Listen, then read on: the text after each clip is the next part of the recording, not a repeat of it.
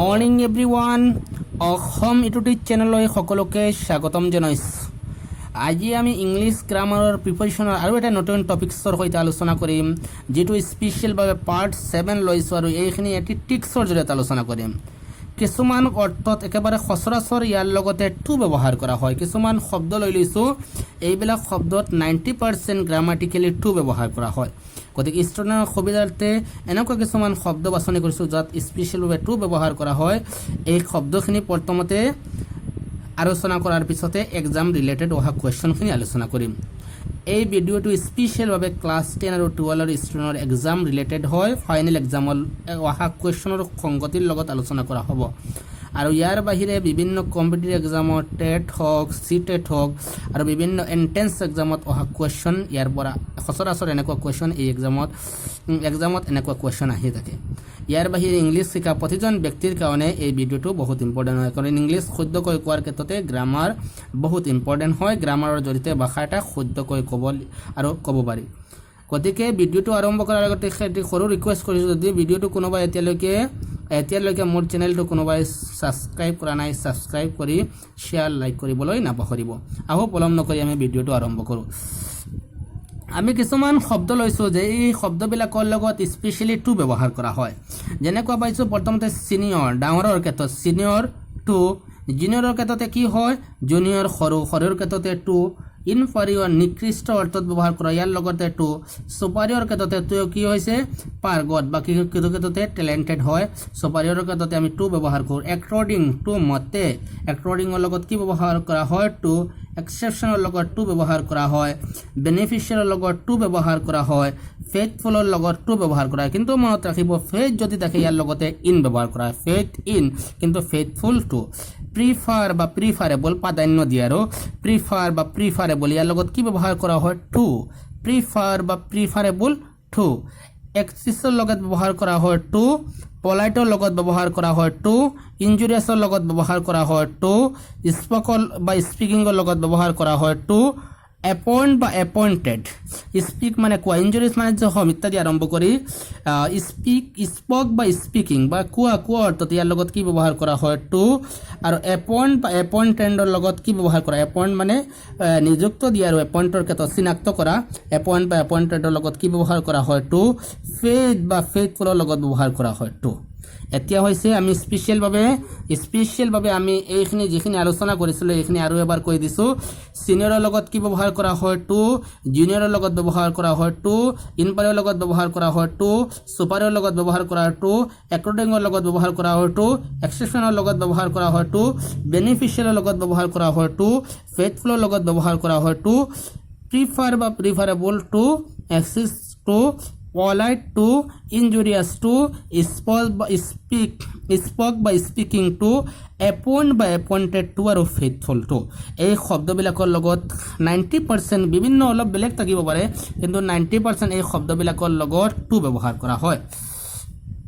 এতিয়া আমি স্পেশাল ভাবে এক্সাম ৰিলেটেড কোৱেশ্চনৰ সৈতে আলোচনা কৰিম এক্সামত এনেকুৱা কোৱেশ্চন আহি থাকে মোস্ট ইম্পৰ্টেন্ট কোৱেশ্চন এইখিনিৰ লগতে most important question with answer হইতে আমি ইম্পৰ্টেন্ট কোৱেশ্চন আছে most ইম্পৰ্টেন্ট কোৱেশ্চন লৈছো লগতে আনসাৰ কৰিম আৰু তা লিখিবৰ কোনো প্ৰয়োজন নাই পৰীক্ষাৰ বাবে উপযোগী প্ৰশ্ন এক্সাম ৰিলেটেড কোৱেশ্চন এৰ পৰা আহি থাকে এক কোৱেশ্চন নম্বৰ 1 যেটো আমি লৈছো স্পেশাল ভাবে the boy is senior me the boy লৰাজন is senior me মতকৈ Dabur senior মানে ডাৱৰ অৰ্থাৎ senior লগত সকলো সময়ত কি ব্যৱহাৰ কৰা হয় টু গতিকে আমি ইয়াতে বহুৱা two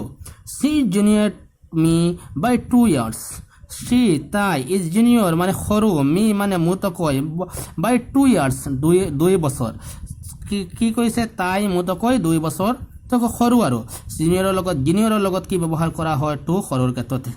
he was appointed the post তেওঁ কি কৈছে he was appointed চিনাক্ত কৰিছে for the পোষ্টৰ জৰিয়তে তেওঁ কি হৈছে পোষ্টৰ চিনাক্ত কৰিছে তেওঁ যেটো পোষ্টত এপ্লাই কৰিছিল তাৰ পৰা তেওঁ বাছন হৈছে এপইন্টেড কৰিছে গতিকে ইয়াৰ লগতে কি হ'ব appointed to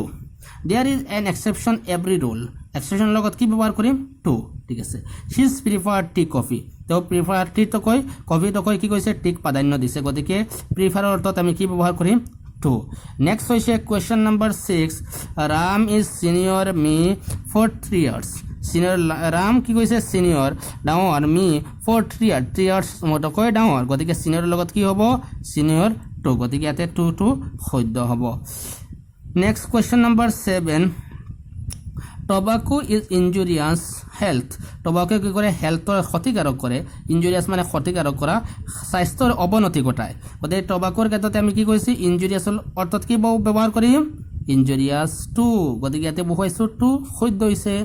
next question number 8 a captain is inferior a major inferior লগত আমি কি ব্যৱহাৰ কৰিম টু গতিকে ইয়াতে টু বহুৱাইছো সদ্য next he is superior her in match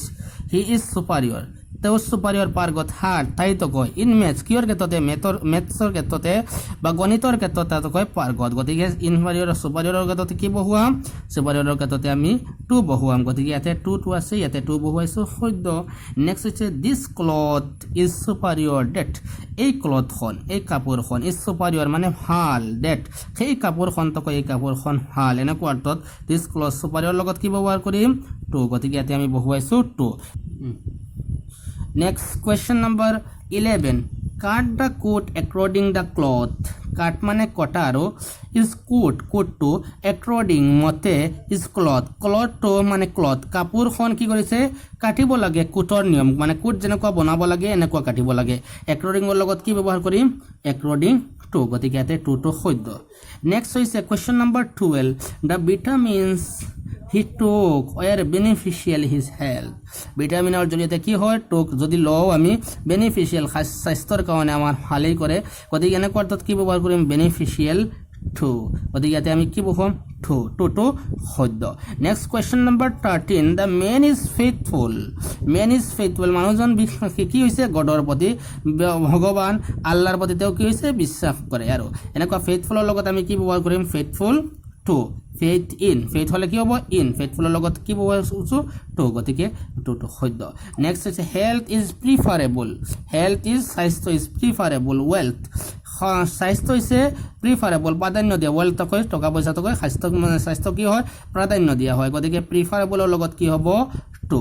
next হৈছে the man has access the computer system এই মানুহজনে কি হৈছে পাৰ্গত কম্পিউটাৰ সিস্টেমৰ ক্ষেত্ৰতে পাৰ্গত অৰ্থত ব্যৱহাৰ কৰা হৈছে গতিকে ইয়াতে আমি কি ব্যৱহাৰ কৰিম এক্সেসৰ লগত to he is always polite everyone তেওঁ কি হৈছে অলৱেজ পলাইট নম্ৰতা ব্যৱহাৰ কৰে প্ৰত্যেকৰ ক্ষেত্ৰতে কি কৈছে কথা বতৰাৰ ক্ষেত্ৰতে এভৰিৱান অলৱেজ মানে সদায় আৰু নম্ৰ হিচাপে থাকে গতিকে পলাইটৰ লগত কি হ'ব টু হি স্পক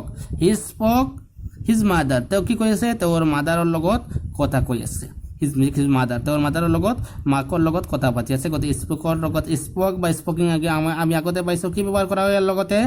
টু ব্যৱহাৰ কৰা গতিকে আমি ইয়াতে কি ব্যৱহাৰছো টু ব্যৱহাৰছো আজি স্পেশাল ভাবে টুৰ শৰ্ট ট্ৰিক্সৰ জৰিয়তে এইখিনি শব্দত কোনখিনি শব্দ টু ব্যৱহাৰ কৰা হয় এই সম্পৰ্কে আমি স্পেশাল ভাবে আলোচনা কৰিছো কিবা যদি জানিবলগীয়া থাকে বা কিবা সুধিবলগীয়া থাকে কমেন্ট কৰিলে হল আজিলৈকে